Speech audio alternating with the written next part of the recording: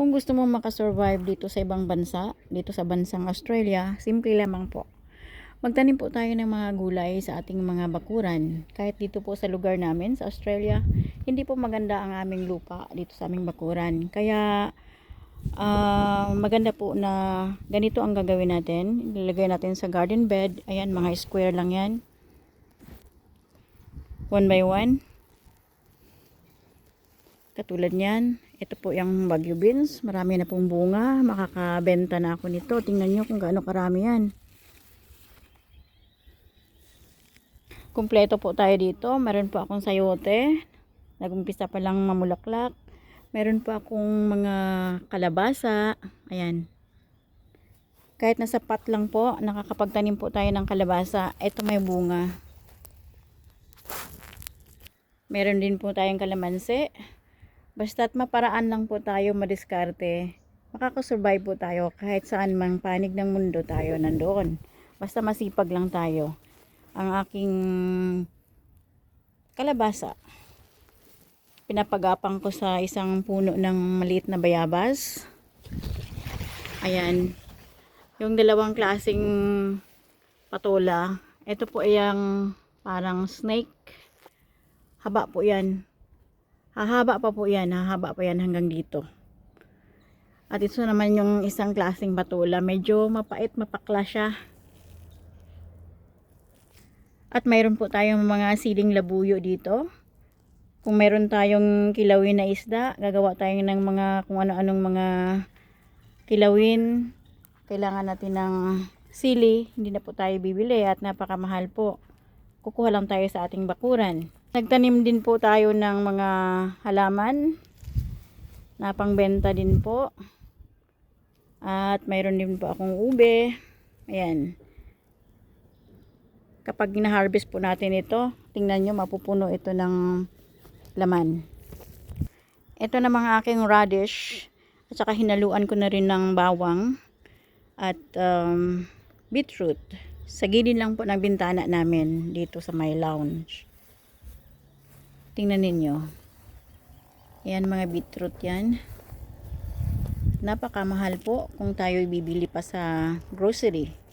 Ito pong aking lemonade. Masarap ito sa tag-init. Pampapatid uhaw. Napakahitik sa bunga. Nasa isang malaking pot ko itinanim. Ito na mga aking sibuyas. At ilang puno din ng beetroot. Ang ating talong. Nagumpisa na pong mamunga sila. Nasa pot lang po yan. At ito naman ay kalamansi. Ito naman ang aking kamote. Nasa container din po yan. Bali 3 variety po yan. May Japanese. At ito naman ang ating cucumber. Maliliit po ang bunga niyan pero masarap. Ang aking kangkong. Medyo nanilaw siya kasi medyo malamig na kasi dito sa amin. Ito naman ang aking another Baguio beans. Ito hinaluan ko ng snake beans. Yung string beans kung tawagin ng iba. Ito namumulaklak na rin. Sana huwag siyang kainin ng mga uod. Ayan, nagumpisa na yata. Kasi po, napaka-organic po namin dito. Wala pong spray yan. Hindi ako nag-i-spray ng chemical. Bale, mano-mano ko lang tinatanggal yung mga insekto. Ito naman yung aking maliit na punong bayabas. Napakahitik din sa bunga. Tingnan nyo. Pakaraming bunga. Ito naman yung aking another kangkong garden bed. At dito naman ay mga onions. White onions po yan. Yan, talong pa rin. Ito, ibang variety din ng cucumber. Medyo makinis yung balat. Ayan naman po ay pomegranate. Isa po siyang dwarf. At another guava po. Maliit pa, hindi pa po siya namumunga. Nasa malaking pot ko rin itinanim. Tapos yung aking malunggay. Pwede na siyang kuhanan ng mga ilang dahon. Ayan naman po ang aking dwarf na papaya. Nasa malaking pot ko rin po siya itinanim. Tingnan kung gaano karaming bunga. Yan. Mayroon din po tayong tanglad. Another talong po. Yung maliliit ang bunga. Then, ito po ay sibuyas na pula. Ayan naman yung another variety of guava. Yung makapalang balat. Then, ito po yung aking malunggay na nasapat. Napaka-healthy po niya. Ito ay lemon tree. Ito po ay curry. Ayan ay spring onion. Mayroon din po tayong dragon fruit. Kruk, kruk, kruk, kruk, kruk. Mayroon din po tayong mga manok.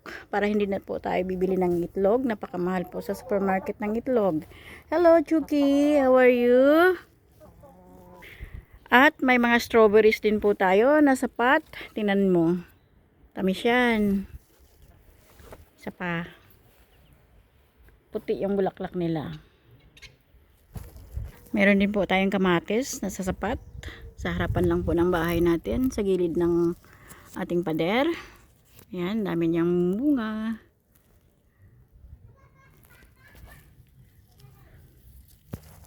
Mayroon din po tayong talong. Pwede nang gulayan ito. Malaki na. Dito po sa gilid ng pader. Ang ating mga bulaklak na nasapat din. Ito ay hibiscus. Gumamela kung tawagin sa Philippines. Ito naman ang aking dwarf na roses. Napakaganda at napakabango. Wow, tingnan nyo. Kinain ng insekto. Yung uod na mabalahibo. Meron din po tayong cherry tomatoes. Ang daming bunga. Marami ng hinog. Ito naman po ang aking greenhouse. Araw-araw po ako nagtatanim para mayroon po akong pangbenta. Ayan, malalaki na po sila. Pwede nang ibenta. Ito. Mga succulents. Iba-ibang klase. Meron po akong herbs.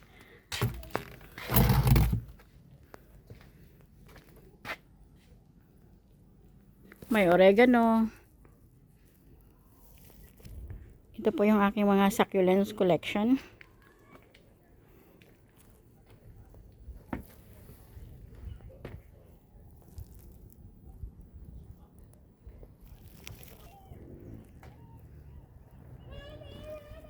Ito po, sa gilid po ng driveway. Meron din po tayong mga hanging plants. Para tipid po sa space. Sinabit ko na lang po doon. Maraming hanging plants. Ito naman mga bagong tanim kong mga orchids.